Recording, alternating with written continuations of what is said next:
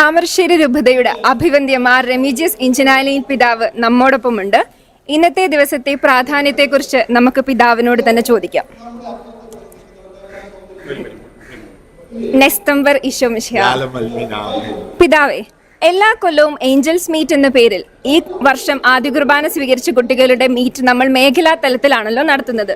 എന്നാൽ ഈ വർഷം അത് രൂപതാ തലത്തിൽ മഹാസംഗമമായി നടത്തുന്നതിന്റെ കാരണം എന്താണ്? ഈ വർഷം താമരശ്ശേരി രൂപത റൂബി ജൂബിലി ആഘോഷിക്കുകയാണ്. രൂപത സ്ഥാപിതമായിട്ട് 40 വർഷങ്ങൾ പിന്നിടുകയാണ്. വിവിധ മേഖലകളിലുള്ള എല്ലാവരെയും ഒരുമിച്ച് ചേർത്ത് പ്രോഗ്രാമുകൾ ധാരാളം ക്രമീകരിക്കുന്നുണ്ട്. അതിൻ്റെ ഭാഗമായിട്ട് ഈ വർഷം ആദ്യ കുർബാന സ്വീകരിച്ച കുട്ടികളെല്ലാവരെയും ഒരുമിച്ച് ചേർക്കുകയാണ്. ഇതിൻ്റെ ഉദ്ദേശം കുഞ്ഞുങ്ങളെ പഠിപ്പിക്കുക. ഞാൻ മുന്തിരിച്ചെടിയും നിങ്ങൾ ശാഖകളുമാണ്.